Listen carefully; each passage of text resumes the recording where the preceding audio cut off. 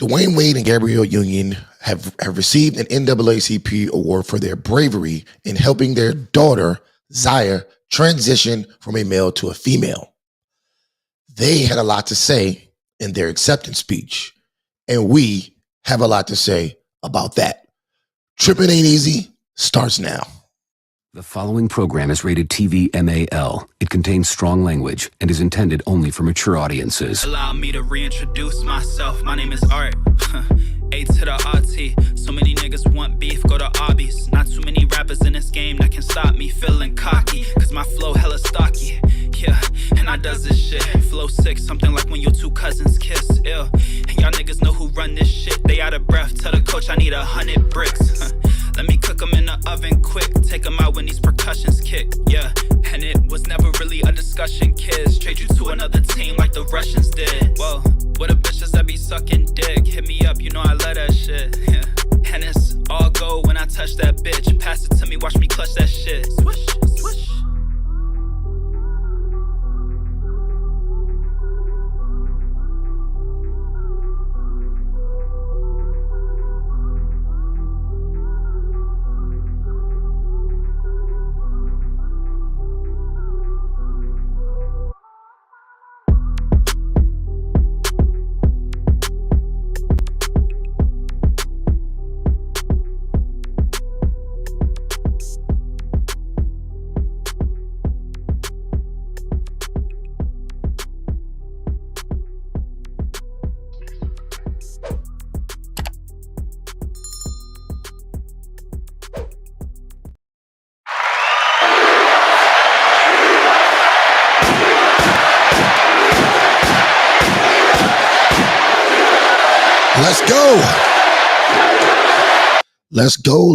Let's go, everybody. Welcome to another episode of Straight Talk No Chase presents Trippin' Ain't Easy. I am your host, Trip Simpson, in the building, ready to get this grill going today. But first, we got to handle business.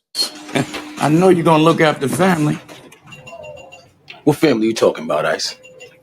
Fuck, I look invisible, nigga. That's right. I'm not invisible. So do me a favor. If you're watching on YouTube, hit that like button, hit that subscribe button, tap that notification bell, and select all. If you're watching on Facebook, tap that like button, tap that share button. Help us get into the algorithm so the show can get a little bit more, publicity, whatever you want to call it. Also, don't forget, if you're watching on Twitter, retweet the show. Retweet the show. Now, today was a very interesting day. A speech from Dwayne Wade and Gabrielle Union recently surfaced from the NAACP Image Awards that I believe was held last night. Anyway, Wade and Union were given an award, I believe, for their bravery in helping their daughter transition from a male to a female. But more importantly, I want to start off with an article that came out yesterday about the situation. Now, recently, Zaya was legally made a woman. Zaya was legally made a woman in a California court. So I want to read that article real quick, and then we will get into the video. All right, bear with me. Let me pull this article up. Also, we will be opening up the lines today, or if you want to hit the link and come on camera, that's on you. All right, here we go. Dwayne Wade's daughter, Zaya, legally granted name and gender change 3 years after coming out as transgender. Here we have D. Wade and his son / daughter here. Damn, almost as tall as that motherfucker. All right, a celebrity occasion. Congratulations are in order. Congratulations. Congratulations are in order for Dwayne Wade's daughter, Zaya, whose name and gender change were legally granted 3 years after she came out as transgender. Dwayne Wade's strong bond with daughter Zaya through the years. Okay, sorry, I didn't mean to read that. A judge approved the 15-year-old advocate's request on Friday, February 24th. U.S. Weekly can confirm. The teen is now legally known as Zaya Malachi Aramis Wade. The former NBA star, 41, first revealed that his eldest daughter is transgender while on the Ellen DeGeneres show in February 2020. First of all, me and my wife, Gabrielle Union, were proud parents of a child in the LGBT community, and we're proud allies as well. Okay, no reason to read the rest of that. You get the point. He has been legally transitioned into a she, and apparently this calls for celebration. Now, I don't know as a father what I necessarily would be celebrating if my son were to do this, but that's his son. And I guess that's the way they do things in their household. Now, before we get into that, let's get into the video of them at the NAACP after they received their award for their bravery. And quick note, is this where we are at this point, where the NAACP is handing out awards for bravery for a grown man assisting their son into becoming a woman? This is what the National Association for the Advancement of Colored People, this is what they deem to be bravery. Are you following me? This is bravery. I'm telling you, man, I said it once and I say it again. Black celebrities are trash, and they are here to assist us to the ultimate end of this culture that we have. But anyway, let's get to the video.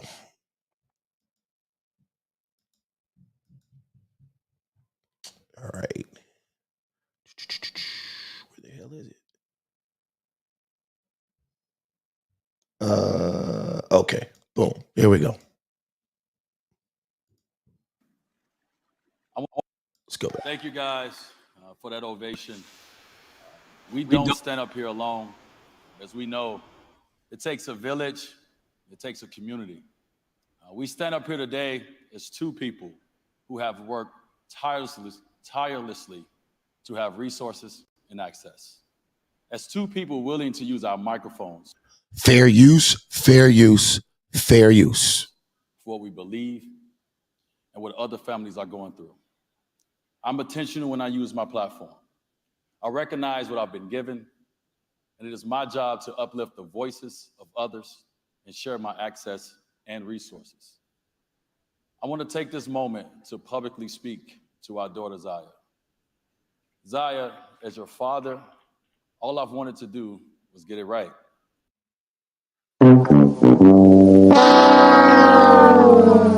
Whoa. So we're starting off like that. Let's go. I've sat back and watched how gracefully you've taken on the public scrutiny. And even though it's not easy, I watched you walk out of that house every morning as yourself. I admire how you've handled the ignorance in our world. I admire it that you face every day.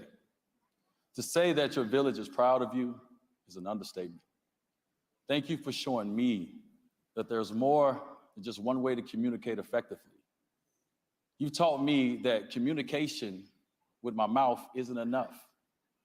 I have to also communicate with my two ears and my two eyes.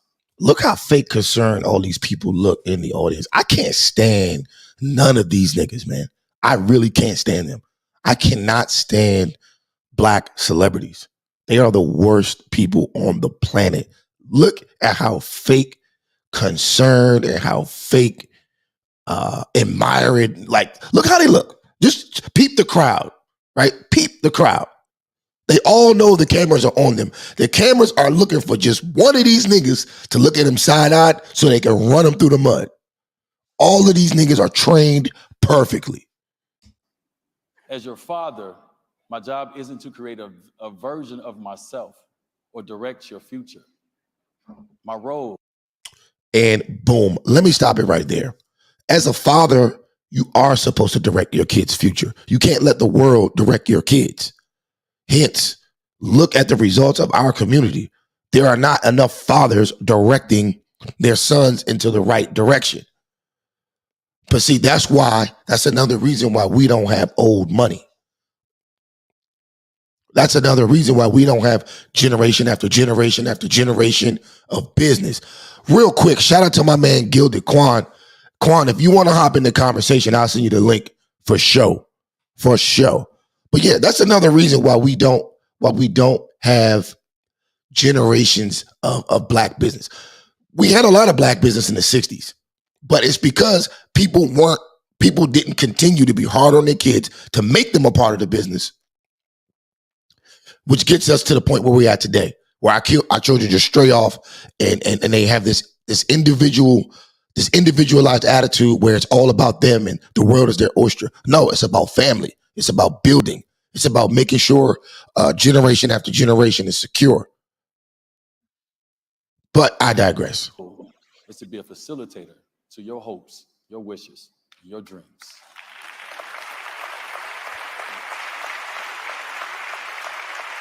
Zaya, you've made me a better human just simply by being who you were born to be, our baby girl, Zaya Wade. So baby, thank you for showing the world what courage looks like. I'm proud that I was chosen to stand in place as your father. And thank you so much to the NAACP for this incredible honor. Real quick, Quan, what's good? What's good, Mo? Ain't too much, man. Chilling, man. About to have to fry this nigga today, man. Shit crazy, bruh. Yeah, shit crazy, man. Man, real quick, man. What's your take on this so far? I mean, for me, like, I don't know if you've been seeing me in like other spaces. For sure, I have. I've been really harping on the fact that as people, we really need to examine our role in a lot of the bullshit that we want to always put on other people. Like, bro, this the NAACP. Do you not understand the NAACP? Let me turn this off because I think, I don't want your stuff to be flagged or nothing for the TV in the background. But for all intents and purposes, the NAACP was started by some of the most powerful black figures in black history. Facts. What would Patricia Roberts Harris think about this shit right now? Watching this, W.E.B. Du Bois, all these powerful people that they supposed to represent that started this are having to sit here and watch all of this transform into what? And we can't blame white people for this. That's a fact. Choosing this. Yeah, I mean, so when I first came to the internet, I was in a certain space, right? And I still am in that space for the most part. Like, I still do think that black people should get reparations, all of that shit. But the more and more I go down the rabbit hole, like to piggyback off what you just said, like, we're doing this shit to ourselves. And it's kind of hard to blame everyone else when you have a room full of influential black people standing up and supporting this foolishness. And that's what I'm saying. Like, even let's take it off of just this award show. Like, can you name somebody that works at the NAACP? Rachel Dozier. And she's white. That do blackface. Like, again, like we have too many representations that do absolutely nothing for us. Like, I argue the last significant thing that the NAACP had a part of was what? The passing of the education Board of Education. What was it? It was Thurgood Marshall's Brown versus Board of Education. That was the last significant thing I could argue the NAACP did for the black community. Yeah, I mean, the 50s. So we went 70 years of having a institution, a prominent black institution, not do absolutely anything for the people who started the actual institution. Right. And they oversaw all of the destruction. They oversaw all of the divestment. And now they're overseeing all the gentrification that's going on. And they refuse to do anything to represent us as an institution. Right. But they put this on television, and this is bravery. Exactly. This is what y'all want to do as an institution. And it's like, for me, I'm at a point where it's like, yo, burn it down. Like, black people got to get to a point where if it don't represent us, burn it down. Yeah. Burn it down. I did a show earlier that YouTube cut early. I don't know. I guess I was saying a little bit too much, but I did a show on rap culture earlier. I call it operating in Pookie and Ray Ray culture, right? Yeah. And it's the same thing. Like, we support our own demise, and then we blame it on other people, but we support the shit. Exactly. But when you try to say this to people, then they think you're crazy because you don't want to operate in the madness.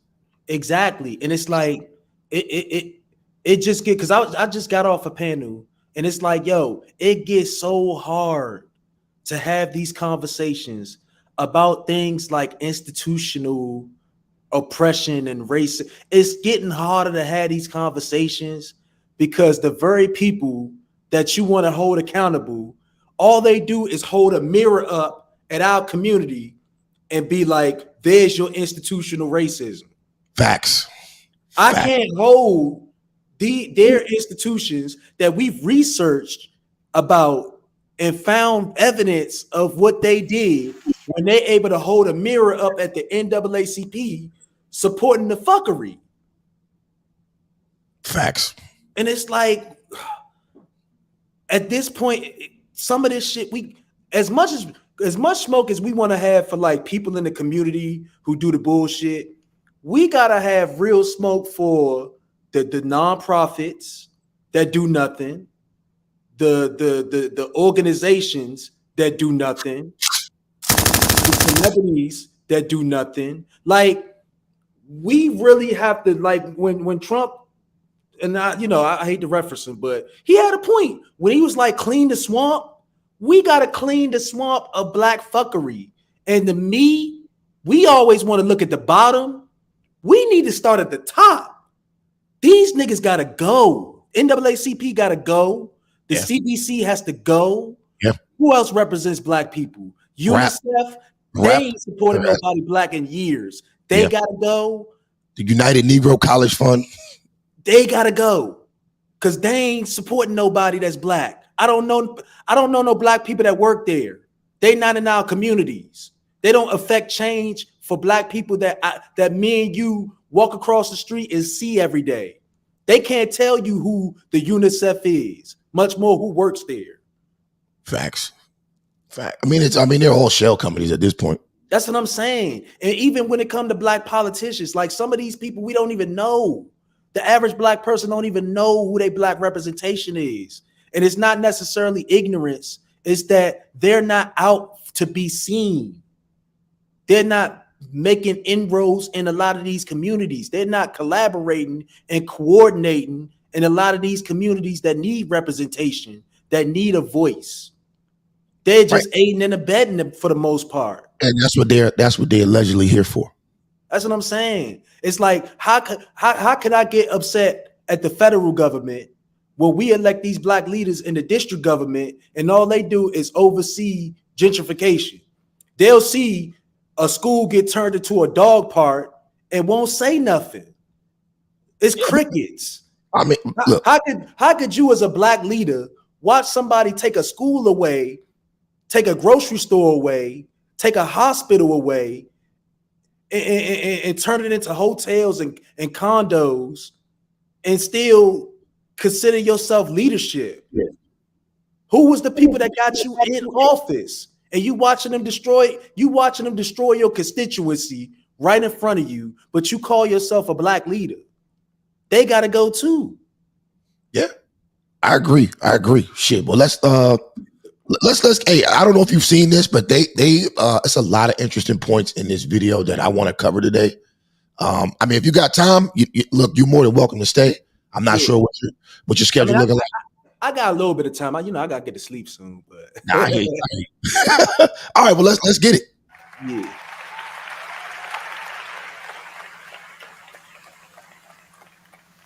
Thank you, Derek. This bitch right here.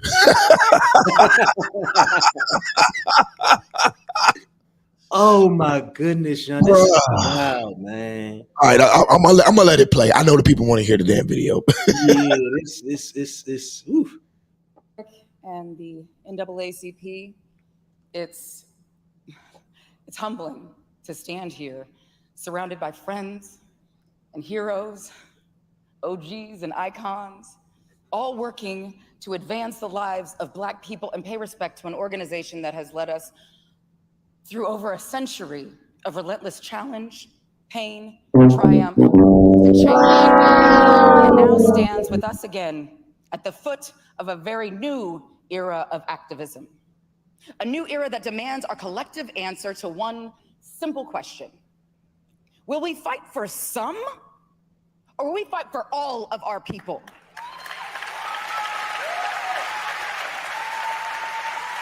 Look at these fakes and phonies. Look at these fakes and phonies in the audience. So she says, will we fight for some or all of our people? And one thing, and a point I wanted to make later in the show is that she's referring to the LGBTQ transgender whatever community.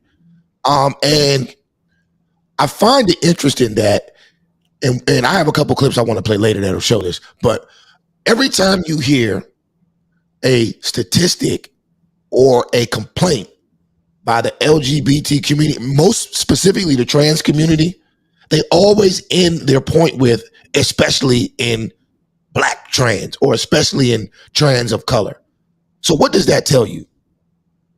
That tells you that it doesn't have anything to do with you being transgender. It doesn't have anything to do with you being LGBT. Exactly. Because what they don't want to admit is that even within their communities, that that all of the alphabet community, there's racism and there's sexism, there's all of that within their community too. But they won't tell you that. They deal with all the same issues, but they want to put it on. They want to make it as if that only happens with heterosexuals. No, within that community, they even have their homophobia and all of that stuff. But when you point that out, all of a sudden now you're attacking that as a whole, even though they acknowledge themselves that it's hierarchy within that community too. Facts. All the isms exist within that community as well. And you don't even need to, it doesn't even need to, like, you can just look at the results, right? Look at the people in their community and look who's on the top and look who's on the bottom. And I'm not making excuses for people being on the bottom and people being on the top, because my mindset these days is like, look, everybody done showed you who they are. It's time to get to work. You know what I mean? If you don't want to get to work, then I don't know what to tell you.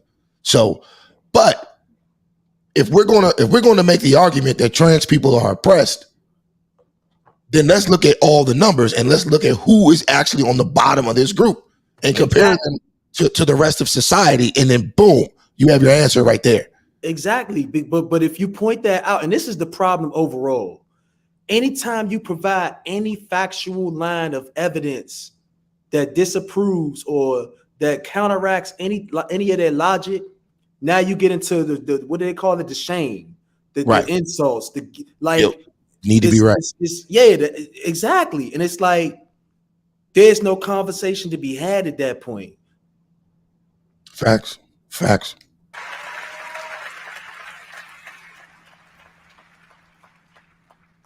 Let's just name a couple hard truths. First, the intersection of Black rights and the rights of the LGBTQIA, trans, and gender nonconforming people continues to be rough. It's a huge understatement. Even as we demand equality at the top of our lungs, we consistently fail to extend our advocacy to protect some of our most vulnerable among us.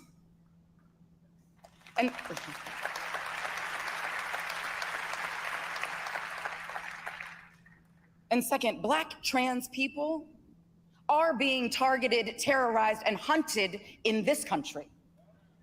Every day, everywhere. By who?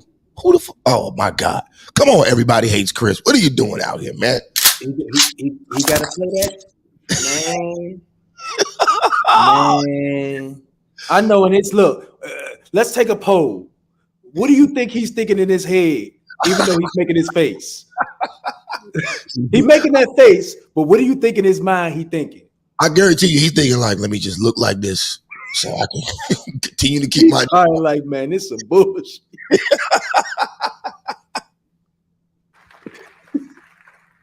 Man, it's sad what you gotta do for the bag, man. It's sad what you gotta do for the bag, baby. It is. It definitely is. Don't approach this work as activists or leaders as much as we do this as parents. Parents who love our children and will do whatever the hell we can to keep them seen and secure and safe. This is a conversation. So you seen, secure, and safe, when it is a fact that one of the least safest communities in the world are the transgender community. It's the least safe. And my thing is, how you gonna talk about parents and how are y'all treating Zaya Wade's parent? Right, they treating her like a crazy woman. She didn't even want this for her child. Exactly. So like, you can't talk about our parents and this, that. No, y'all not even respecting her. I don't even know what this shim. What do we say? I gotta say this, man. Ladies, black women, please hear me out. I love y'all. You guys are gonna have to cancel Gabrielle Union. It's Gabrielle Union and women like her why niggas are getting their passports and getting the fuck out of Dodge. Because of this shit. Because I don't know what like, y'all not even giving the parent of Zaya Wade any kind of say so or rights. Yeah. But y'all the same ones that talk about black women, but when it's time to support a black woman who wants or who thinks different, ain't no sisterhood. So it's sisterhood for Gabrielle Union, but it ain't no sisterhood for Zaya Wade's real mother. Right. Oh no, definitely not. She don't get no sisterhood. Well, she doesn't ride. She doesn't go with the agenda. So, and that's what I be saying. Like, man, y'all gotta pick a side. You know, it's protect all black women until it's a black woman y'all don't want to deal with that's speaking some truth or got some sense. Don't protect her. Shout out to Brandy, man. Me and Brandy go way back to middle school, I think. She is on fire tonight. I see you in the comments, Brandy. I see you. Worth having in ways that can actually build bridges, right? That don't fan the flames of hatred or division. That don't enable lawmakers or justice systems to look the other way when Black trans people are under attack.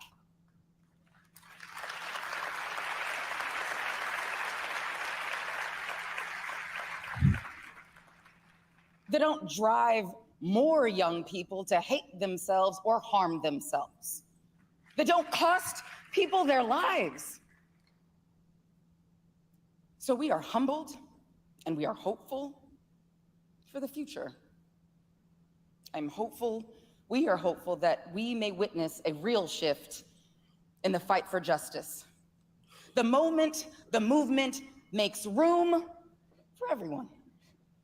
Everyone. Thank you. Except for Zaya Wade, real mama. They ain't making room for her. Let's get them up out of there. Real quick, everybody, if you're just tuning in, do me a favor.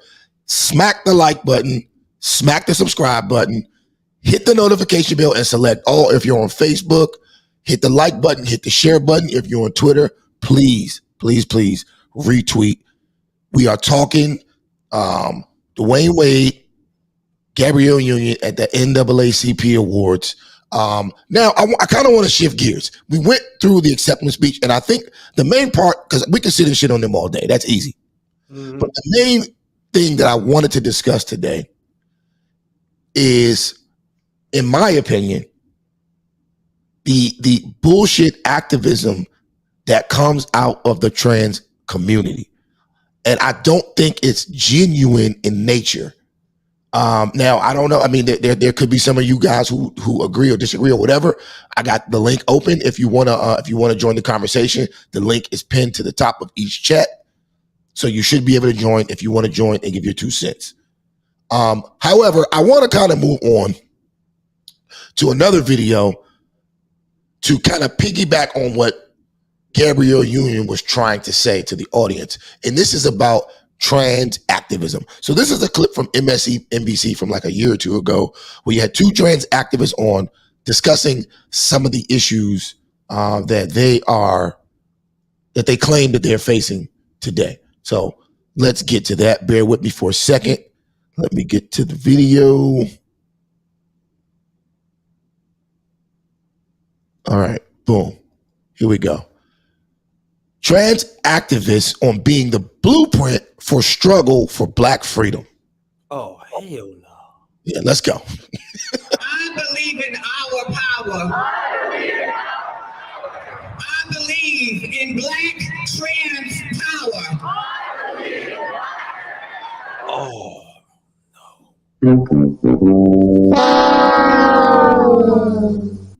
Bro, the agenda is real, bro. no. This is crazy, You ain't never seen this? huh? You ain't never seen this? Hey, listen, I ain't gonna lie to you, man. It's some stuff that, like, life has gotten so wild. It's some stuff I just be wanting to be ignorant to. Like, Yeah. you know how you don't want to open up a can of worms because you know it's going. Some stuff I just be like, you know what? I want to be just ignorant to it. I don't want to. What Mario Winans say? I don't want to know. Facts. I don't want to know. But this is wild. Yeah, look, let's go. Let's go. Thank you. Joining me now are two of the organizers of that Brooklyn March you just heard, Raquel Willis and Ian Field Stewart. Both of them are writers and activists, and we're glad to have you here. Is they trans? Those are both dudes. Oh my goodness. No way. Oh. Those are both dudes. And you wanna know what my worst nightmare is? I walk up and I don't know. Oh, bro. I start spitting some of that game. Hey, bro, I got smoke for these jokers today. Not like real smoke, like I respect everybody's community, yada, yada, yada. And I want to say something real quick. I don't have a problem with the way anyone chooses to live their life. What I have an issue with is people trying to piggyback off of Black people's struggles and try to make believe a struggle that's not there. And people who are trying to push their personal fetishes and fantasies on the public. That's what I have an issue with. I don't have an issue with whatever people's choices are. Just don't push your fetishes and shit on the public, and most importantly, don't push them on my children. Facts. You can do whatever you want. I want to see you thrive. I want to see you live. I don't wish any harm to you. But stop pushing this shit on the public. Anyway, before I go off on a rant, let's go. Raquel, that's a pretty mind-numbing figure. 16 transgender and gender nonconforming people killed so far this year that we know of. Let's stop right there. You see these numbers? What? These are the numbers of transgender people killed. Oh no, fam, no. You lying. This is what they're having rallies and marching in the street for. Transgender or gender non-conforming people killed by violence. And it's like every time you try to have an argument or try to have real progressive talks with the other side, this is the shit they point to. This is why we look stupid. They like, look, you absolutely correct. All of this factual evidence, da da da da. But look at this rally. And I gotta look at it and be like, you know what? I gotta walk back everything because look what we support. 29 people killed in 2017, and this is a problem. And look, the number gets lower each year. But they're on MSNBC talking about this like it's a pandemic. Oddly enough, we were literally going through a pandemic when they made this goddamn video. Bro, I'm telling you, man, you can't make this shit up, bro. You cannot make it up. It bothers me to end on through. Like let's go. How can the change that we're seeing in many cities and in some cases in states as well translate to protections, to change for the trans community? Well, thank you. And thank you for having me, Chris. I think one of the big things we have to remember is that obviously we've seen a lot of strides in legislation, a lot of strides in terms of visibility, but we need to have more funding going to Black trans-led organizations and Black trans. I'll stop right there because I want to get your opinion on this. She said we need to have more funding to more Black trans-led organizations. Now, I know how a lot of people feel about Candace Owens. I don't agree with everything she says. However, if you haven't seen her documentary, the one she did about BLM, I would say go check it out. Go check that out because it's pretty good and it's pretty accurate information. If you know anything about BLM, you know they gave a lot of their money to Black trans organizations. They didn't give it to any real grassroots Black organizations trying to help people. They gave it all to trans. My thing is, why they ain't give it to the parents of the actual victims? Because that's not what they're really here for. Like, yeah, this is sad, yeah. It's sad. Yeah, it really is. Trans organizers. If we don't have that, we won't see the solutions that we need to solve this epidemic of violence. What are those solutions? What are you looking? She just said epidemic of violence. She just said epidemic violence. Oh my goodness, Mo. 29, 27, 26, and 16. Epidemic of violence. Mo, that's the murder rate in like 2 weeks in DC. Yeah. Like, what do we? Oh my goodness. Yeah, let's go. Looking for, if you have a checklist of things that you see as doable in this moment? Absolutely. Well, last year I published the Trans Obituaries Project with Out Magazine. It put forth a 13-point framework on how we can end the epidemic of violence. I think part of it is getting media literacy, right? A lot of times we don't even know who all has been attacked, who is in the community. And so we need that, but we also need to build up the economic empowerment of Black transgender people. If we don't do that, we can't have the spaces to move all of the different ways of ending the violence, whether it's in the state system. In 16 murders. Fam, you want to know, and you want to know the saddest part about this? The only smoke people really have for trans people is that you be up front. For the most part, they just told people, "Hey, I'm trans." Yeah, they you don't have no issues. That's it. That I guarantee you, 99.9% of the time, out of the people, the tens of people, because it ain't. It's not no. It's the millions. And millions. out of the tens of people who are actually murdered that are transgender, I guarantee you, most likely it's because you playing with a nigga's mind. You said something crazy to him on the street and he snapped and beat your ass, or you took it all the way, you didn't tell him and he found out and he was like, "It's either you or me." That's it. That's it. If you don't do those dishonest things, then I guarantee you can walk down the street with all the wigs, purses, dresses, all you want, and nobody will bother you. At least not in the Black community. Problem solved. But stop lying to niggas. That's it. You won't have a problem. Stop lying to niggas. Because there's a lot of these niggas out here that do that shit. You know what I mean? Tell them the truth. You know what I'm saying? They might give you what you want. But the lying, that's what gets y'all. Now, on the flip side, I don't know how you niggas is falling for this shit. I do not know how. I don't know how. Let's just say the chick looks more like a woman, right? If you an average dude and you have a woman just running up on you trying to give you sex for nothing, something's up.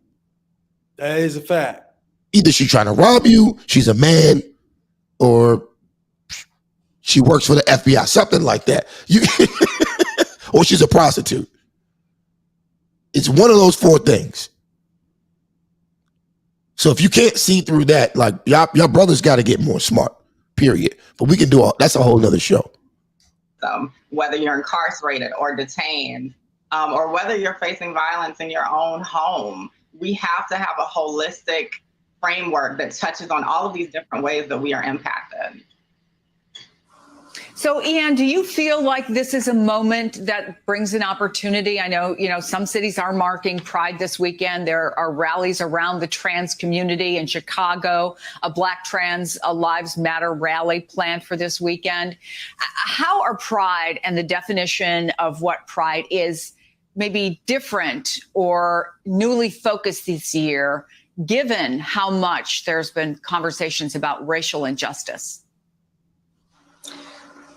Thank you so much for having me. I think that it is crucial that we understand that Black trans people have been the blueprint for the struggle for Black freedom for forever. We, the founders of. Okay, let's stop right there. She said Black trans people have been at the struggle of whatever forever. What's your thoughts on that? The struggle of, I mean, define struggle. But she said forever, though. Forever. Let's go back. This shit is crazy, Mo. Let me see. Let's go back. For forever in the blueprint. Thank you so much for having me. I think that it is crucial that we understand that Black trans people have been the blueprint for the struggle for Black freedom for forever. We, the founders of Trees Colors, Opal Tumanti. All three of them started Black Lives Matter with the intention of Black trans women being at the center of. And we'll stop it right there. We'll stop it right there. We don't need to hear anything else from this interview because she said everything. I got to take this motherfucker hat off. It's hot as shit in here. She said everything that everyone's always thought. And I'm going to play it one more time just so we're clear. Listen to what she says. Trees Colors, Opal Tumanti. The struggle for Black freedom for forever. We, the founders of. She's talking about the founders of BLM. She's talking about she got cut off a little bit. She's talking about the founders of BLM. Listen to what she says. Trees Colors, Opal Tumanti. All three of them started Black Lives Matter with the intention of Black trans women being at the center of this work. As the movement has grown and as time has passed, we've perhaps moved away from that in some ways. But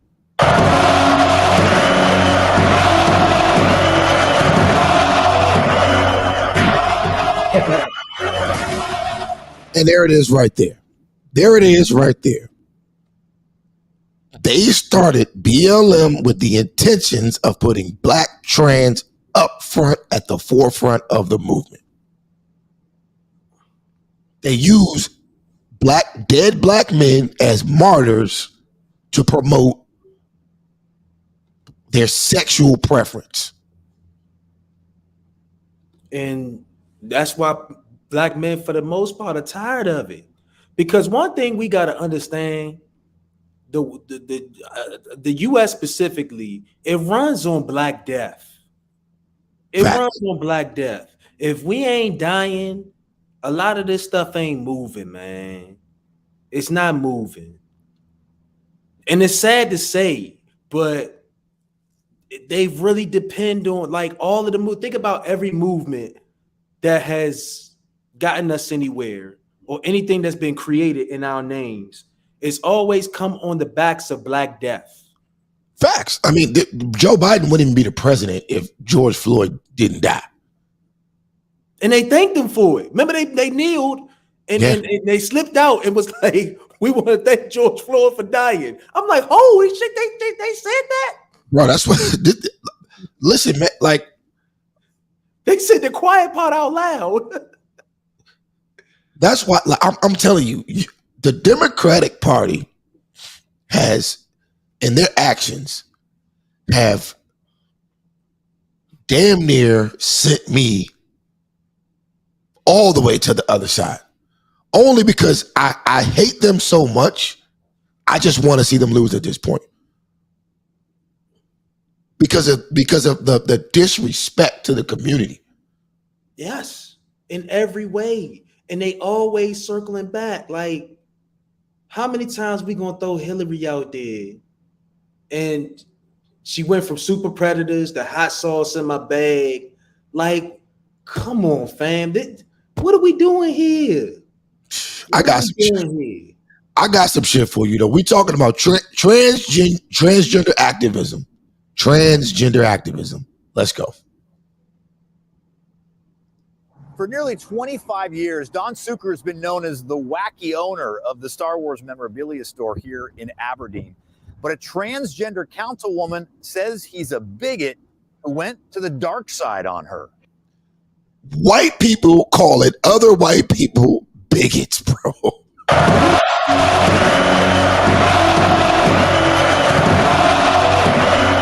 America is a madhouse. How? It's a madhouse, bro. Look at this. You got a big grown-ass man in a wig. Well, no, that might be his hair. With long hair and a ponytail and a skirt, yelling at a little-ass old man running a Star Wars memorabilia shop. This is trans activism, bro. This is trans activism. Let's go. Let's get it. You are nuts. You're not a woman. You don't look like a woman. You don't act like a woman. The confrontation started inside. Trans women are women. Trans women are women. And spilled into the street. You are not a chick. Aberdeen Councilwoman Tiesa Mess. Look at this dude. On Zucker about a sign he posted in his store saying, if you are born with a slang for a male body part, you are not a chick. What he...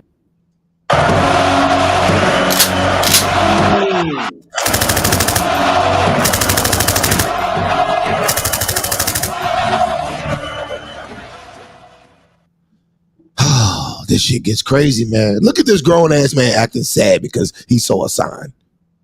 Look at this. And what's sad, you better not mess their pronouns up. See, that's why I'm glad I never got rid of slang. I'm glad I still use my slang because we're gonna all have to use it. Yeah. We're gonna all have to use it. That's why everybody Slim, Mo, Joe. Cuz. Champ. I don't know. Champ might get you in trouble. wrote there was so demeaning and so dismissive of who I am and who any trans woman is. Meskis, a trans woman, says she knows Zucker has the right to say what he wants. You're nuts. You need to back off now.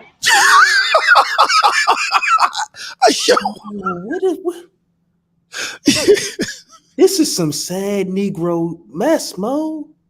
Look, this motherfucker's every bit of 6'3", 6'4", yelling and screaming at this poor old man. Like these like Comedy Central skits from, remember the Comedy Central skits from back in the day? Yeah, but this shit's real. Mo. No, you do. But she wanted to tell him to his face it was hurtful. I would really like them to open their eyes and their heart and see that, you know, we are people, we are who we are, and all we want to be is accepted in our community. Now, I don't care what they do, but don't come in here and complain to me about stuff. I have free speech. Zucker says anyone who disagrees with him does not need to spend money at his store. That's a fact. Yeah. That's a fact. Keep it moving. Yeah. Shit. That sign was still visible today. And everybody's loved it. Everybody's taking pictures of it. Everybody laughs. Not everybody loved it as we saw it. Well, yeah. And some people think it's hurtful. Well, he told us that this hurt. But here's the thing. I don't give about feelings anymore. I'm 7. Yeah, old man. 8. I went to Vietnam to fight for all. Yeah, old man.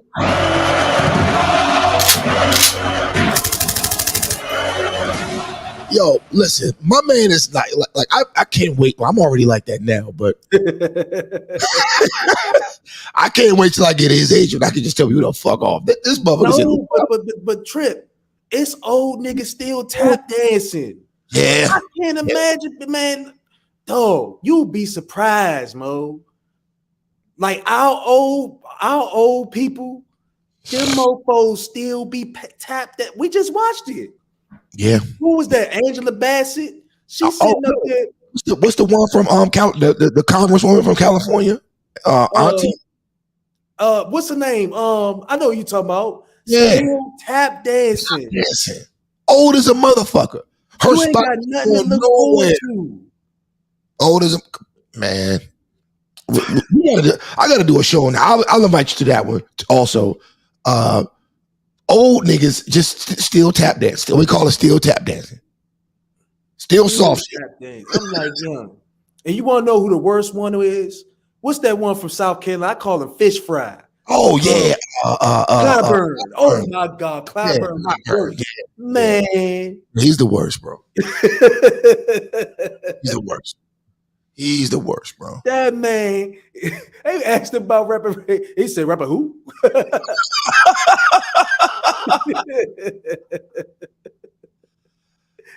Yeah, these niggas is ill, bro. These niggas is ill. These niggas is ill.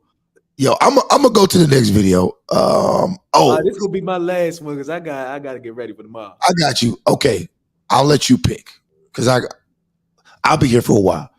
So, do you want to do the trans teens in DC with their gang, the Check It crew? Oh, they got a gang form? Or the trans woman that got kicked out the restroom in Gallery Place? Now let's do the DC. We got gangs now? When we get gangs? Where you been? Nah, Mo. So look, growing up, the only gang we had was Most Wanted. Most Wanted Honeys. Yeah, that was the only gang. They had a couple of, those guys. No, bro. No, it's all right. Let's get it, man. We got gangs in DC now. They're not just gangs, bro. They're not just gangs. Man. This is hold up. Let's go. Dang, Mo. I've been stabbed 10 times. I've been shot. Somebody say you faggot or you gay. Now hold up. I want to preface this because I had my whole shit outlined. So look, this is the trailer for the movie about the Check It crew in DC, which is a group of LGBTQ gang members who allegedly joined forces because they were being bullied. However, if you know anything about these people for real, if you ask the kids about them, you know that this gang actually goes around terrorizing people, trying to holler at straight men, and if the straight men don't like them, they beat their ass. I heard about them up Gallery. I ain't know they joined forces now. Bro, that's them. Oh. But the documentary will make it seem like they're a freedom fighting group who has banded together to end homophobia. Man, hell nah. Mo, they used to be beating ass down Gallery Place. I'm telling you. They turned Gallery Place into Anacostia Station. Yeah, and it's still like that right now. Let's go. Oh, man. Look. You get beat up. You have no chance until you start hanging around us. Check They It got a is the documentary. only documented and known gay gang in America, maybe in the world.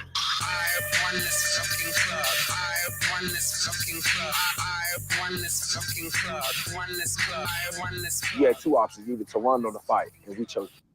Look at this shit, bro. Hey, Slim. Hey, Mo, come on, man. The only gang we got in DC is this. That's crazy, man.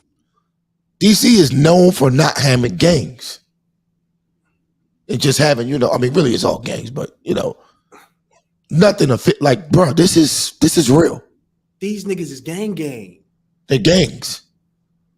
But the documentary paints them in a different light. Like they paint them as freedom fighters, people who are tired of being teased and bullied. So they started a gang and started beating the shit out of people, killing them, robbing them, all that type of shit. And we celebrating this. Oh man, wait, man, look. And that's how we made our name. That's where we got our respect from. They act like females, but the thing is, they still got that muscle. And they beat the shit out of women. They beat the shit out of women. Listen, they used to be pressing shit down gallery. Yeah, they did. Oh, they still is. Yeah, they still out right there by that McDonald's. Yeah, and the Chipotle. That's why, bro, nigga. That's why I got my CCW. I'm not playing with none of these niggas, man. Hey, listen, I ain't go to no Wizards game since, man. I was like, I'm not risking it. I'm gonna wait till I get a vehicle. These niggas off the hook, man. Still dudes, so I don't. A lot of kids out here in the streets like I was, not even here today, but I am. Our mother was on drugs bad. No child should experience that. I grew up in and out of juvenile facilities, always locked up. And I do feel sorry for these youngers, man, because they came up fucked up for real. They did. Yeah. A lot of our youth do, Mo, and it's sad because I feel like a good 80 to 90% of our youth come up just like that, bro. Yeah. It's fucked up, man. But you know, at the same time, it's sad to see them being used like this because the person in this documentary is only using it to further an agenda. Yeah. They want to make it seem like these kids are disparaged because they're trans. I ain't never, ever met anyone in my lifetime as a black man who said, let's go out and beat up some people who are gay. Exactly. Mo, business. Trip, I would venture to say that in every black family, there's at least one. Right. And don't nobody fuck them up for it. Like, they're in our families. So, I mean, and that's the crazy thing. We don't treat them no different. But they try to make it seem like these kids are oppressed because they're gay or they're, you know what I mean? No, you're oppressed because you live in the fucking ghetto. And you black, like, man. You're just as oppressed as the straight kids. Well, you know what? And you're just as poor as the straight kids. But like I said, to a point, to the points I was making earlier about Pookie and Ray Ray culture, as long as we continue to make kids in these dire situations and put kids in survival mode, we're going to continue the same shit over and over again. Facts. I don't believe in putting kids in survival mode. It doesn't work. Doesn't work. My mom used to be like, "You slow." Look at this nigga. Oh my God. Jesus. Oh man. This nigga got razor bumps. I'm a woman. You dumb, you retarded, you faggy ass bitch. The checker came along and we just all stuck together ever since then. The Checkered, they had obstacles that most people don't have, but they resilient. They see a glimpse of hope now. I want to talk about what we call the Checkered. This nigga Ron Moulton, stay on the money. Oh, damn, Ron Moulton. And you know what, Mo? It break my hearts now. Because when he was on this piece of harlot shit, he was the man, Mo. I mean, look, I know Ron, right? But yeah. I don't condone this, but I know Ron. If there's a ounce of charity money out there, you have to beat Ron Moulton to the punch. Yeah. He's like, oh shit, these kids out here lunching. Oh yeah, okay, all right, yeah, okay. I'm their leader. I'm trying to help them. Not knocking them. I'm just saying. Yeah. Look at this shit. Transformation to get them in the fashion industry. Bam! That is his girl's best friend. I just guess I'm in a place in my life where though I'm trying to change from all that stuff that I used to live. He only want me for my good. He only want me for my goodies. He only want me for my good. He only want me for my goodies. You know, I believe that we can go down in history. If no one was going to stand up for us, we stood up for ourselves. And you're dealing with something with a lot of potential. Potentially great or potentially disastrous. All right, that's it for the trailer, man. Damn, Ron Mo, man. I know it's sad to see when your heroes. Yeah. Damn. They got him, Mo. I wouldn't even say they got him. Like I look. Nah, we can save this conversation for after. Yeah. Let's say that. I'm not gonna say they got him. It's just you already know. I mean, you already know what time this nigga's on, man. He's on the money. Facts. You see the money. He's like, which I don't think is positive, and I would have that conversation with him any day about the validity of some of the things he on, but I don't want to disparage the man because I know him personally. So yeah, I bang with him, bro. Like that's my man. I bang with Ramo.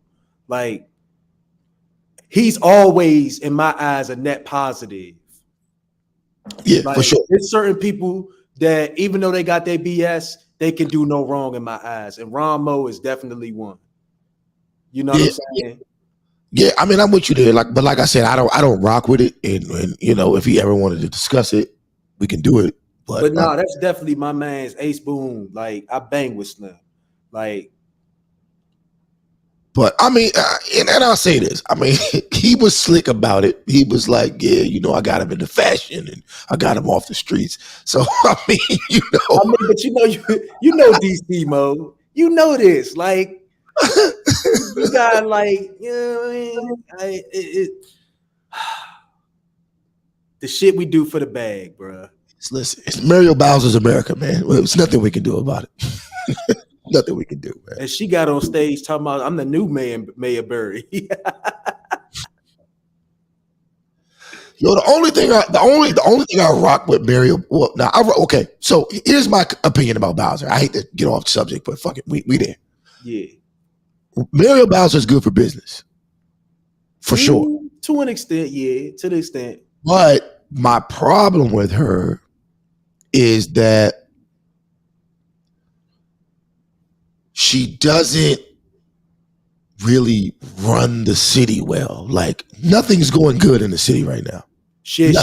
And one of the things, she pick and choose. She really pick and choose. So it's like when it comes to something going down, crime wise, y'all got to address the police chief. Even though I'm the mayor, y'all address the police chief. But let one of these bikers get ran over or something, and now all of a sudden, that's my initiative. We need more bike lanes. We got to give out more tickets to people and this, that, and like she poke her chest out whenever it comes to these bike lanes and all of this gentrification mess. Bro, there's bike lane. Like I work for the fire. There's bike lanes in front of almost every firehouse. And I guarantee you, it's a ticket machine right next to it. If it was up to Mayor Bowser, the way she would stop crime is put up more ticket machines, put them on every corner, because that's the only thing she cared about when it comes to trying to do something about something. Yeah, she on that. She on the money. The greatest statement that I think Mario Bowser ever made before we move on was when they asked her about mumbo sauce. She was like, I don't know nothing about that. That was so blasphemous. No, but I like that she said that. Who makes the most money off mumbo sauce? Oh yeah, you right. We don't make no money off that shit. We don't make no money off that shit. And Marion Barry was like, you already know how he felt about that, about the people who make money off mumbo sauce. So, I'll give her credit for basically disavowing mumbo sauce because we don't really get money. Even though shout out to the mumbo sauce company out in Bowie, they make great mumbo sauce. They make great mumbo sauce. But I get where she was going with that. Other than that, she got some work to do. Yeah. But yeah, bro, it was great chopping it up with you. I know you got to go. I got a couple of other videos I got to get through for the show. So, like I said, you're welcome to stay however long you want, but I know you said you got to go. So yeah. But nah, shout out to you, man, and definitely if you want to collab or anything, anytime, bro. Follow Gilded Sages. We got a bunch of videos that we gonna be dropping. all that shit, man. Support my man, Devon. That's my man. He was always a special guest on this show. Exactly. And I'm just trying to keep that going. He got his court hearing on March 10th. Show some support. If you could write a letter, please write a letter to support him. We just want to see him free so we can definitely get back on board because he was a good man doing good work in the city. So if anything, I want to definitely leave that message before I go. Support Gilded Sages, support Devon, free that man, and pray for it. For sure, man. Hey, look, always cool chopping it up. Like I said, anytime, any show, come on through. You already know what it is. I got you, man. Holla. All right, facts. All right, so that was my man Gilded Quan. Good dude, always has a great perspective. Part of the Gilded Sages podcast. One of my favorite shows. Like he mentioned, Devon Lassine, one of our favorite guests, always comes on the show. Got a little legal trouble that he got into. We wish him the best. Now, so we're on the activist portion of this show. We talked about Dwayne Wade and we got into the speech. And Gabrielle Union basically said Black people need to do more activism for trans rights. So right now we're talking about trans rights activists and what they actually do. And my position is that they're full of it. So we just did the Freedom Fighters for Trans Rights, which is the Check It gang in DC. Now we're going to move on to a story out of DC also where a trans woman was kicked out of a restroom. And one thing I'd like to say is that you have to watch some of the things that they're fighting for, because ultimately where it might sound like a good idea to you, in actuality, they're putting other people in danger. But before I get to that, let's go ahead and go with the video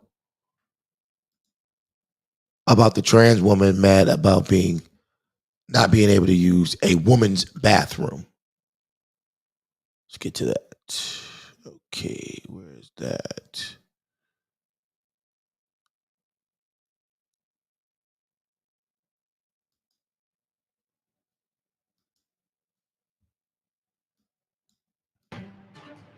Now, ABC 7 News at 11, on your side. I'm Annalisa Gale, filling in for Kimberly Suiters. First at 11, an outcry over alleged discrimination at a D.C. restaurant. A transgender woman says she was harassed when she went to the bathroom. This all happening as we celebrate Pride Month. Victoria Sanchez is live now at Cuba Libre in Northwest, speaking with her tonight. Victoria, what is she saying about all of this? Charlotte Clymer is a transgender woman and says she and a friend walked into the ladies' room around midnight at Cuba Libre restaurant. And an attendant from the restroom asked to see my ID. They didn't ask anybody else. And when I asked, he didn't ask anybody else because you look like a grown-ass man with a dress walking into a restroom.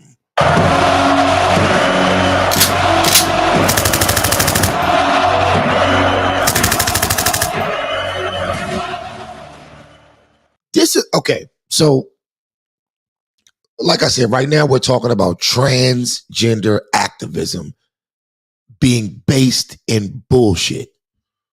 Nothing these people are fighting for helps the human race. Nothing there. If I guarantee anybody who disagrees, please call up, challenge. The link is in the chat. Nothing these people are fighting for helps the human race. Nothing.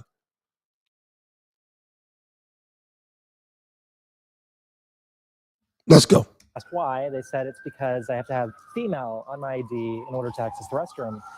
That's wrong. But, first of all, so it's wrong to not be a female and use the and be able to use the female restaurant. That's wrong. Why is it wrong? Shout out to Tariq Nasheed. He has the phrase, I'm white and I say so. Well, there's a new phrase out here. I'm trans and I say so. I'm trans and I say so. That's why I should be able to use the women's bathroom. Second of all, I'm not going to show my ID to use the restroom. She says that's when the male attendant walked in and started looking for her. After washing her hands, Clymer says the attendant and manager said it was DC law that a person must only use the restroom that matches with the gender on their identification card. She walked outside to look up the law on her cell phone to show the manager. Went back inside, went straight to him and asked him to read it. He did, and he said that's incorrect. And I still don't, think that you're allowed to use the restroom. I gave him one more chance. I said that I work for the Human Rights Campaign. I need you to make a course correction right now because this is about to get very bad. And you need to understand the way that laws work in DC in regards to the LGBTQ community. After a back and forth. Did you hear that? I'm going to play that one more time. I'm going to play that one more time so that you can hear it. To all you black folks that think supporting this shit helps you. It doesn't. Let's go. Make a course correction right now because this is about to get very bad. And you need to understand the way that laws work in DC in regards to the LGBTQ community.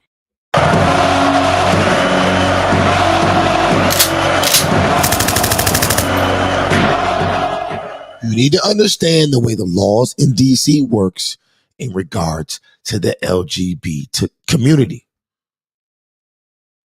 See, this is what real power and influence looks like.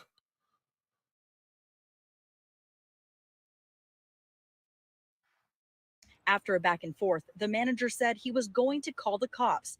She encouraged it.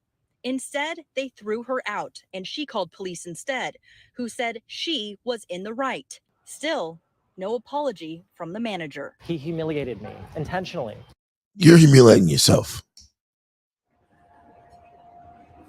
Cuba Libre did release a statement on Twitter saying in part they are extremely sorry for what happened and will immediately start to retrain staff on DC rules.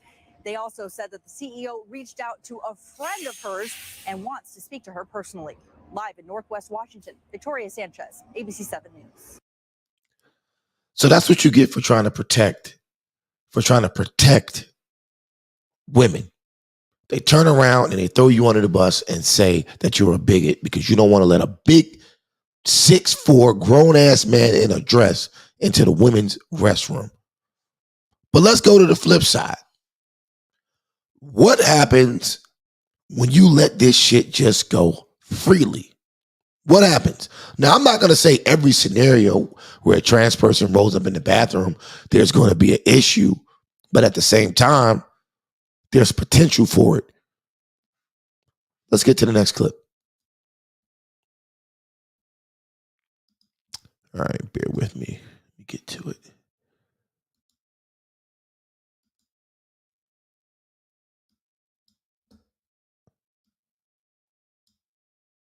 Year-old boy claims that he was sexually assaulted inside a Walmart bathroom. Now that boy's father is speaking out, and so is the suspect.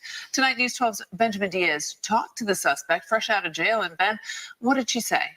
31-year-old Sean Ojeda, who is currently transitioning to a woman and also goes by Alicia Gray, was arrested last Friday. She told us off camera that claims that she sexually assaulted a 16-year-old are not true. I then proceeded to ask him if he could give him oral sex.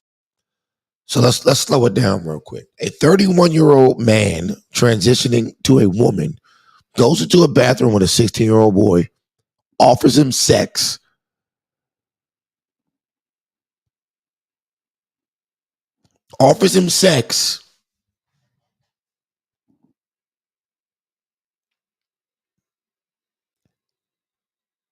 The boy runs out, tells his parents, this is what we have going on here. These are the type of people with the type of mind frame that you want to put these same motherfuckers in a bathroom with my daughter.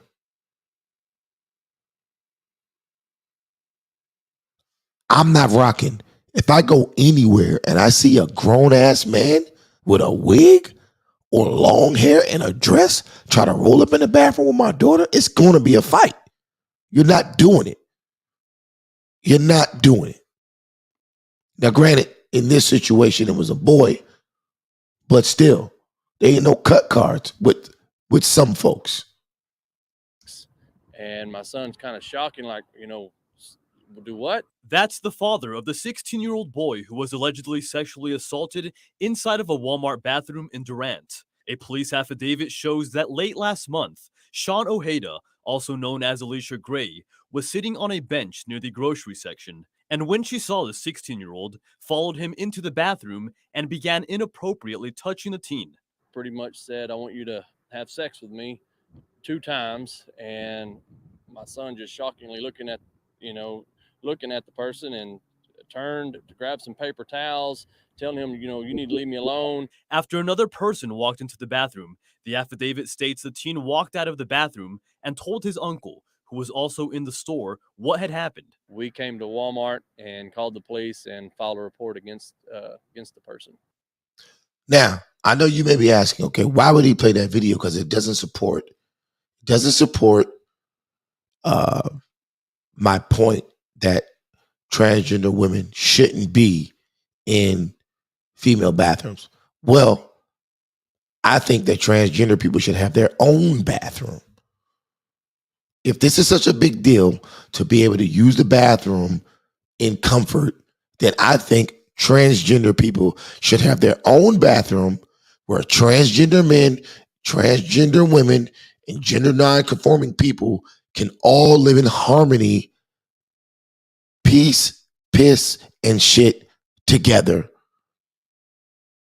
and not have to worry about the hypocrisy of those of us who go with our assigned birth. Give them their own bathroom. Give it to them. But I think a man's bathroom is for men. A woman's bathroom is for women. A man's bathroom is not for men who think they're women.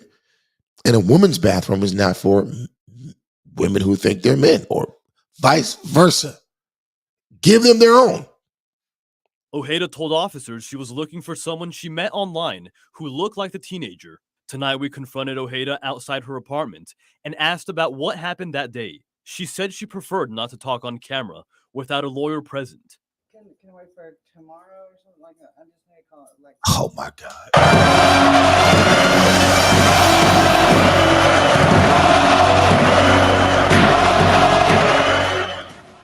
Bruh.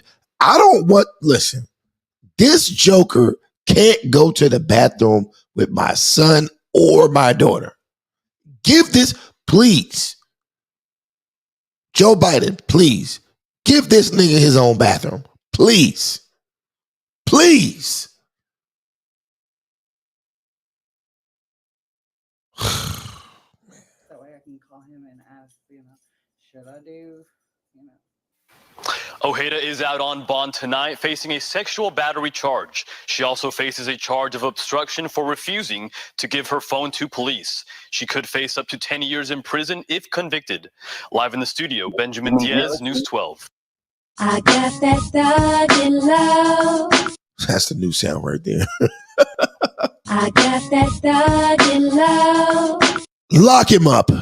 Lock him up. All right, ladies and gentlemen, we're winding down. All right, let's get to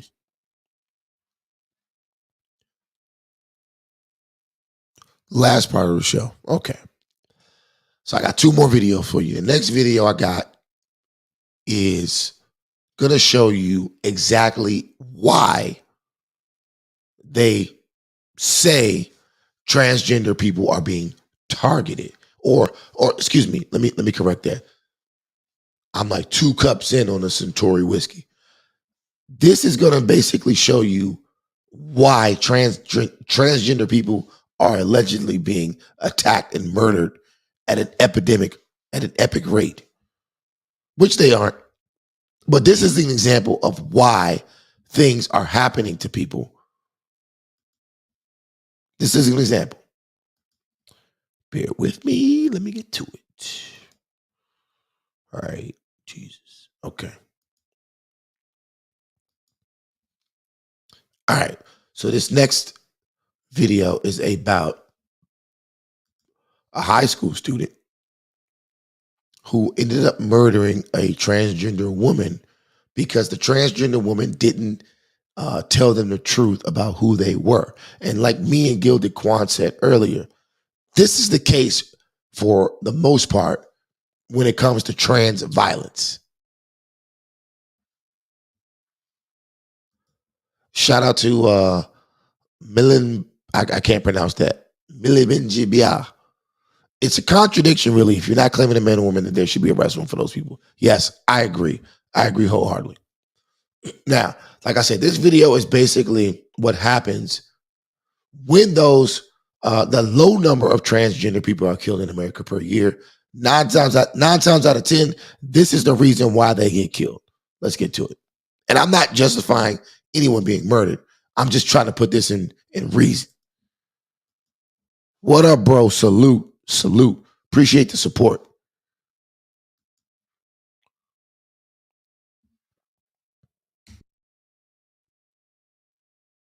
Fuck. Okay, here we go.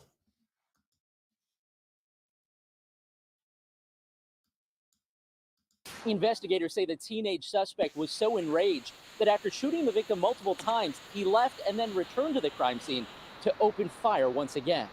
Police say video from the neighborhood led them to the alleged killer, 18-year-old Orlando Perez, now held without bond. Investigators say Perez had gone home with the victim, 37-year-old Selena Reyes Hernandez, shortly after meeting her on the morning of May 31st. Now, this is a 16-year-old boy. Hold on. I believe this is a teenager, I believe. This is a teenager, a high school student that they're going to charge with murder because he was raped. Because he was raped or about to be raped by a grown-ass transgender woman.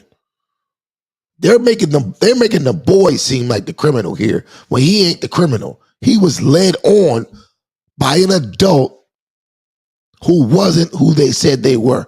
If this adult was actually a woman, it would still be rape. And in her basement apartment in Marquette Park, Perez learned Reyes Hernandez was transgender. The offender became very upset. He left the residence. He became more upset. The offender, he's the victim. This kid was literally a victim of a predator, and he escaped. Granted, he came back and shot the motherfucker again after they was already dead, but still, he's a victim.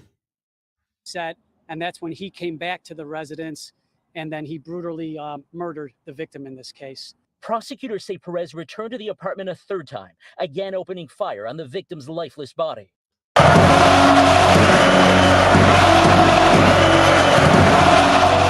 Stop playing with niggas. Stop playing with niggas. Stop playing with niggas. That's the moral of the story. You guys can live in peace and harmony. No one will bother you. But stop playing with niggas. Let's go back. Let's read this again.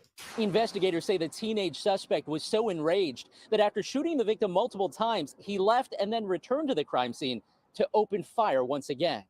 Police say video from the neighborhood led them to the alleged killer, 18-year-old Orlando Perez, now held without bond.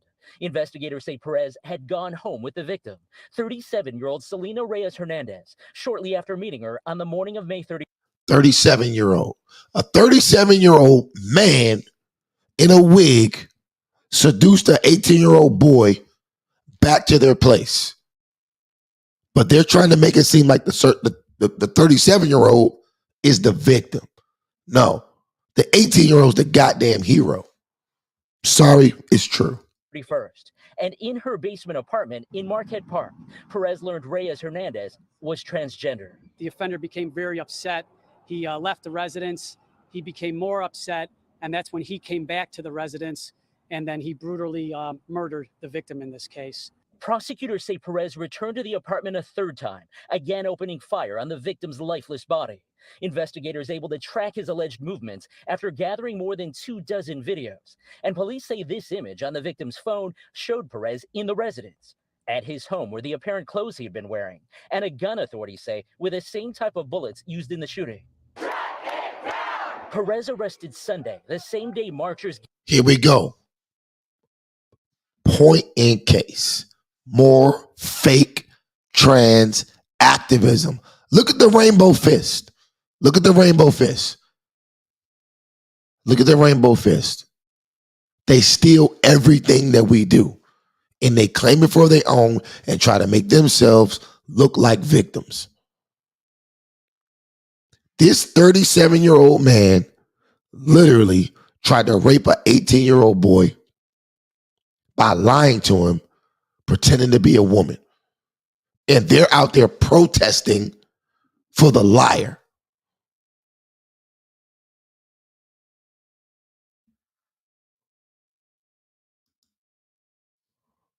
Exactly. He says trainees without info about their status prior to enticing the young boy. Of course.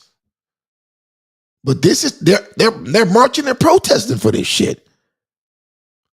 Trans activism is bullshit. Let's go. Gathered in Boys Town to raise awareness about growing violence against the transgender community. We can't protect ourselves. Here we go. A nigga. They always got to, man, I'm tired of these niggas, man.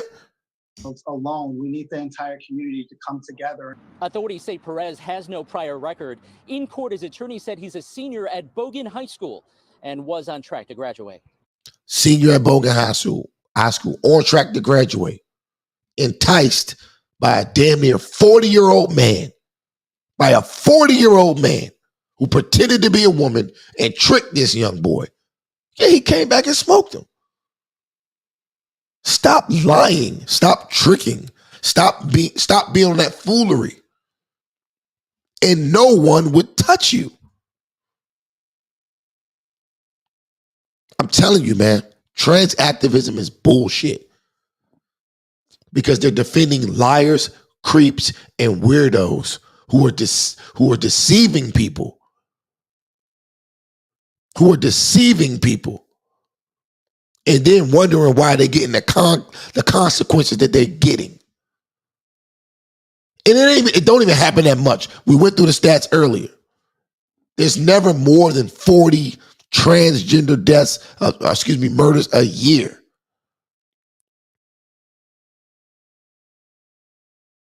But they want to sit up here and act like it's a pandemic. Let's rewind just a little bit. I want to bring this point home. Let's rewind this. Lifeless body. Investigators able to track his alleged movements after gathering more than 24 videos. And police say this image on the victim's phone showed Perez in the residence, at his home where the apparent clothes he had been wearing, and a gun, authorities say, with the same type of bullets used in the shooting.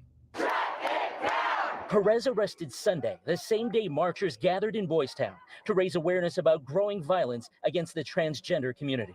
We can't protect ourselves alone. We need the entire community to come together. Authorities say Perez has no prior record. In court, his attorney said he's a senior at Bogan High School and was on track to graduate. Hey, if you like that video, be sure to subscribe to our ABC7 Chicago YouTube channel. All right, so boom, there we have it. We have a perfect example right here of another grown transgender person fucking with kids. But this was the wrong kid to fuck with. This kid snapped and they came back with a vengeance. All right, so I'm going to get into the last video, the last piece of evidence for the night. And this is going to be basically about how a transgender woman who was an inmate in a prison was put in a women's prison and was impregnating fellow female inmates. Now, this was from Fox 26, a very funny video, actually. And there was also a debate here, and we're going to get into the reaction to that. So Not wasting any more time. Let's get into that. And then after that, we'll close this out.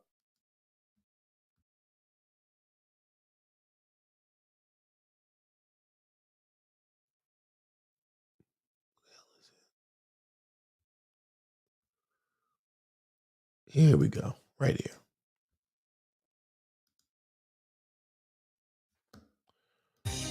The Isaiah Factor Uncensored starts right now. And welcome to The Factor on. This my nigga right here. This nigga funny as hell, man. Goddamn country ass town. That's the same nigga. The same nigga with when the blood flew in his mouth. It's goddamn. That's him. I ain't gonna hold you. He might have one of the best late night news shows out here. The shit be hilarious and the conversations be entertaining. I'll give him that. Uncensored, thanks for joining us tonight. We begin with a complicated issue in the New Jersey jail system. A transgender female inmate has been moved to a men's prison after impregnating two other biological female inmates. We're talking about Demi Moore, or Demi Minor, rather.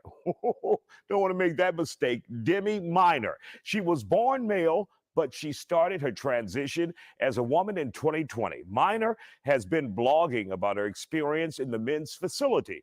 She says she suffered physical and psychological abuse despite her own actions of getting women pregnant in the female facility. I just wanted you to see the environment. So they put 5 of us in here. And Grown ass fucking man, bro. What the fuck?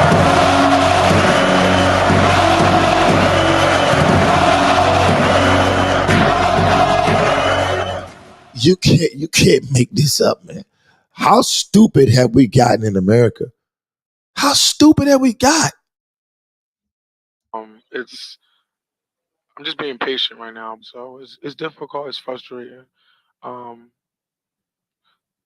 just wanted you to see what's going on. Now in New Jersey, you have the opportunity as a transgender woman complaining about being in a men's facility after they claimed this motherfucker claimed he was a woman. They put him in the woman's jail and he impregnated the rest of the woman. He impregnated 2 women in the jail, but is still claiming to be a woman and is now mad because he's in men's prison. How stupid is this shit gonna get? inmate to decide where you go if you identify as a female, even though he clearly looked like a male there. But that's in the Jersey prison system. Let's get to our guests from both sides of the fence who both agree no one with a penis should be housed with females behind bars. But then my guests split sharply and quickly after that. Take a look. Is there a danger in allowing people to decide their gender in the prison system when there is no paperwork or history to prove it? Your thoughts on that, Jamie? My personal thoughts on this subject are, if you have not gone through the entire gender reassignment surgery, I've never heard of people going to the prison of their choice. Let's stop right there. This is a transgender saying, if you don't get your dick chopped off, you can't be a woman. But that goes against the popular rhetoric, which says if you wake up in the morning and you believe you're a woman, no matter of your genitalia. See, these people can't even agree on their own bullshit. You know why? Because it's not true. You know a good indication as to whether you're an idiot or not? Whether or not you can tell the difference between a man or a woman, and you break it down based on the popular notion that it's a social construct. If you believe that being a man or a woman is a social construct, you're a fucking idiot. Straight up. You're an idiot. Why are you an idiot? Because of this situation right here. They put a grown-ass man in jail who says, I'm a woman, so he could get an easier time in jail, because everybody knows if you're a man in jail and you go to a woman's jail, it's easier. Because you don't have to worry about men beating your ass. You can just beat all the women's ass and get all the pussy you want. Duh. Case in point, he impregnates 2 female inmates, but they're all allegedly women. You people are idiots. But now they're trying to switch it up. Now that the cover is blown, now it's, oh, well, if you don't get your meat chopped off, you're not a woman. But see, they switch it up whenever it's convenient. They switch it up. Pay attention. You know what I'm saying? It happens in New Jersey, and that's the reality Apparently there. it does. Apparently it does. But I am of the belief that if you still have a penis, then you belong in a men's prison, even if it's in a protected unit. But I don't feel like you belong in a female population where. So how does that make you transgender or gender fluid or whatever the fuck they say? See, they switch it up whenever it works for them. That's what they do. This sort of thing can and will happen. Jamie, does this hurt your movement when people hear stories like this? Someone who says they are transgender female and then goes into a prison and get 2 females pregnant. Does that hurt the movement or those who are fighting for transgender rights around this country? Oh, it absolutely does. It absolutely does, because it feeds into the fears that people already have where trans people are concerned. They already fear that females' safety is at risk if they're around a transgender woman. And so this situation just makes it look bad. It just does. There's no defending it. And Tex, that's what we had here in the city of Houston a few years back when the bathroom ordinance came up. This is the type of thing you guys were concerned about as conservatives out there. Absolutely. And Pay attention to this nigga. He is funny. I was very excited to be the tip of the spear on that and to do my part. Obviously, Marinese Parker came after me. She didn't like me standing up for the real women and children of our city. But that's what it took, was real men to stand up and be able to protect. Let me be crystal clear. What's happening right now is that the truth is advancing on the LGBTQ deception.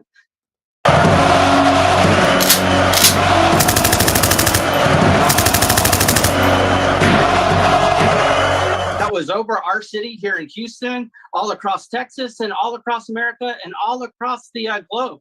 There's no such thing as a trans anything. There's no transgenders. There's only 2. There's no trans woman. There's only a woman. Bitch, I take no accountability. Fuck it all. We bow. Only a man can get a woman pregnant, and only a woman can get pregnant. Fatality. So all this confusion has all come about because of the Democrats writing these crazy laws and these policies. And now it's all being exposed. And Yahuwah, which is the Hebrew name for God, he hates pride. And it says right there in Proverbs 11:2 that when pride comes, then comes disgrace. And so this is why this community is saying, oh, this isn't making us look good. Because the bottom line is this: there's only 2 genders. What is right, and what is wrong is wrong.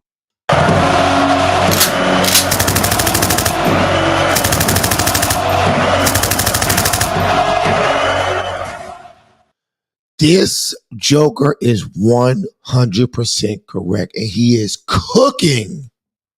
He is cooking this other motherfucker on the show. He's cooking this dude. And I say dude, even though the motherfucker got on the wig, I say dude. Let's go, man. And these people are evil, they're wicked, they're perverse, and this is what you get. You don't get anything good from it. So the Democrats agree with this. Tex, let's hear from Jamie really quick. Go ahead, Jamie. I literally was in agreement about the fact that nobody with a penis should be in a woman's prison. I said that. But to turn around and to say that I don't exist, You do excuse not. me, You're I a have been man. existing You this way are for a 38 man. years. One And second, I am Tex. not You're a man. You know I'm not you're a man, not in the All eyes of the anyone. viewers know. Tex, Okay. 1 second. You can only hear one at a time. Hold on, Tex. Go ahead, Jamie. If you find a part of me that's a man, you know what you can do with it. That's what I have to say about Take the weed and leave the money now. Take the what and left the what? Blood clot. that, because there is no part of me left that was ever. I wasn't born a man, I was born an infant, and I grew into a girl who grew into a woman. What? Take the weed and leave the money now. Take the what and left the what? Take the bro. You can't even. Yo, there's no way to argue with these people, man. Even when you corner them and give them absolute 100,000% logic and truth, they figure out a way how to squirm out of it just saying anything. Good God. You act like a little bitch right now. You act real paranoid and shit. And whether you like that or not, that's just the fact of the matter. Okay. You've been deceived, and that's the fact of the matter. You are a man. And so this is the craziness that I'm talking about. We let these people out of the closet, and everything's getting crazy.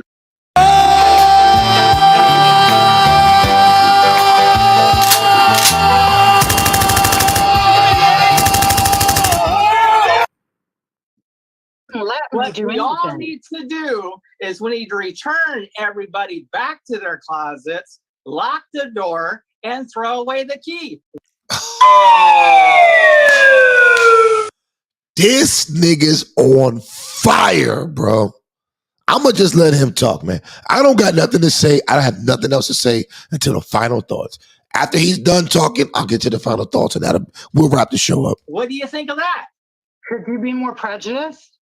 It has nothing to do with being prejudiced. It's called being what is right, what is good, and evil is evil. You live a very evil, wicked, and perverse lifestyle. And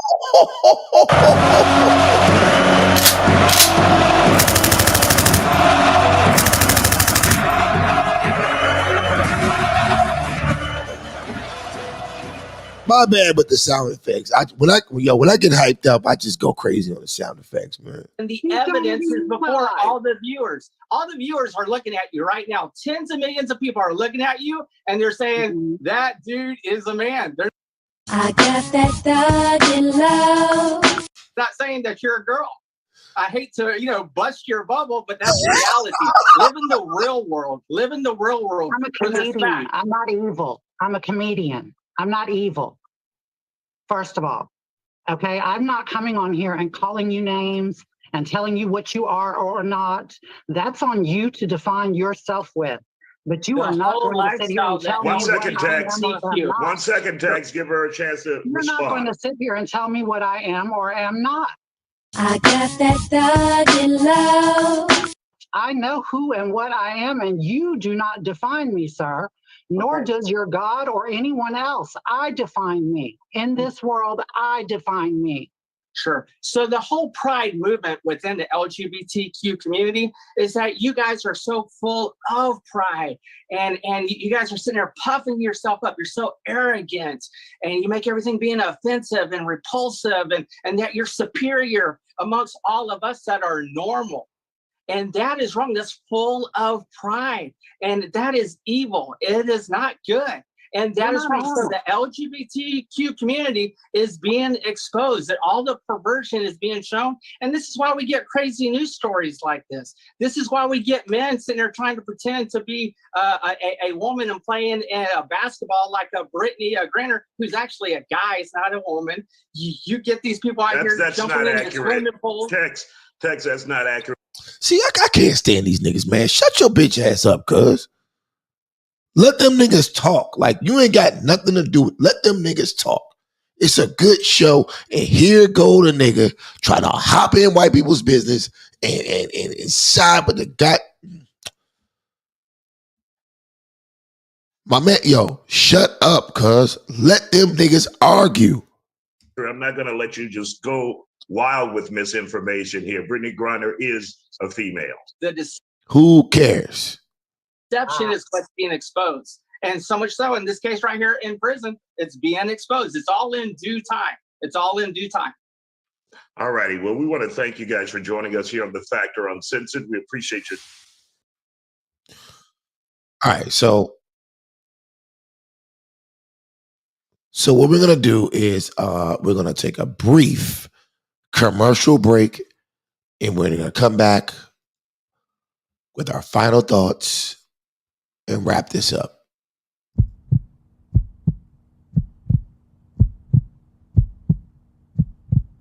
It may be a bad shot, but this is real. I mean, the bones, that's real.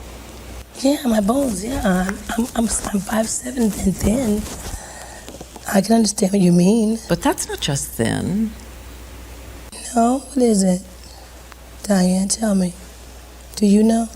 It's scary thin. I can believe what you feel. I can believe that. But do you really know? Do you really know? No, you know. Thank you. Anorexia. No way. They've written it. No way. Bulimia. No way. That it's because of drugs. No. Mm-mm. Now, I grant you, I partied. But there have been times when I know I was going through a lot of emotional stress and my eating habits were awful. Whitney dying. Crack rehab fails. First of all, let's get one thing straight. Crack is cheap. I make too much money to ever smoke crack. Let's get that straight, okay? We don't do crack. We don't do that. Crack is whack.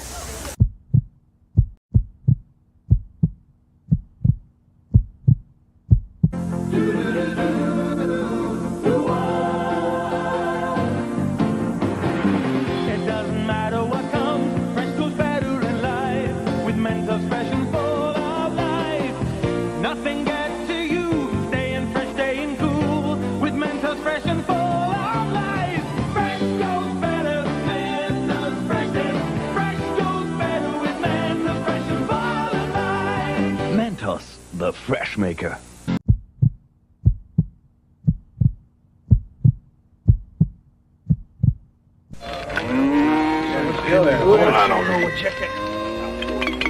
Hey, Cookie, more pecani sauce. This ain't paste pecani sauce. What's the difference? Cookie, paste pecani sauce is made in San Antonio with fresh vegetables and spices by people who know what pecani sauce is supposed to taste like. This stuff's made in New York City? New York City? Get a rope. Pick up the original pecani sauce. Pick up the pace.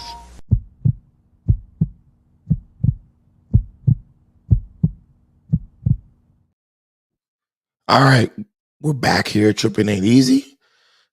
Brief commercial break. So hopefully you guys understood the point I was trying to make tonight.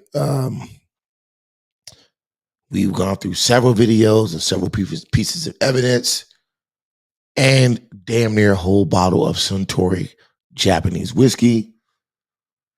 I like to say shout out to my man Gilded Kwan, who came on earlier for the first half of the show. Check my man out. Check out Gilded Sage's podcast. Also check out Gilded Kwan's page. The brother is very insightful. You can also catch him. He's also on Fight Club a lot. He's doing good work out here. We're both from DC, just trying to make it on the YouTube streets. But like I said, check that brother out. He's good people. What I want to do is I want to get into my final thoughts. So I want to leave it at this. The purpose of this episode is not to disparage anyone's personal choices. If you are over the age of 21, go be whatever the hell you want to be. This show was meant to shine a light on the propaganda that constantly is pushed on the public by the left via the alphabet mafia. There's not one right that transgender people in America don't have. They are literally making up shit to be mad about, and then they try to tear people down who simply disagree. Just think about it. Were transgender people enslaved because of their gender choice? Were they not given the right to vote? Was it state policy to deny them to the right to sit in the front of a bus or to eat in a specific restaurant? Were they redlined? The answer is no. Every time you hear a trans activist complain or give a stat about a trans issue, they always point out Black trans suffering the most. Why is that? Is it a coincidence? No, it's not. See, they use a very popular tactic that most folks on the left always tend to use. What's the tactic? They use Black people. Now, granted, should Black people allow themselves to be used? No. Whole different conversation, whole different show that I'm willing to have, and that I'm willing to be critical in the same sense. However, we have to note the dishonesty in this movement. Whoever you want to have sex with, whatever you want to wear, whatever you want to portray yourself to be, you have that right as an American citizen to be. But what you don't have is the right to force it on others who don't see eye to eye with your view. Someone's skin color is not debatable. That's not debatable. But you can't try to make that the same thing as the way you particularly like to have sex, or the mistakes that you think God made when you were created. But what do I know? Listen, if you agree, disagree, or you're indifferent, leave a comment in the comment section below. For myself, the rest of the crew here at Straight Talk No Chess, Straight Talk No Chase, and Trippin' Ain't Easy. Peace out. Catch you on the next one.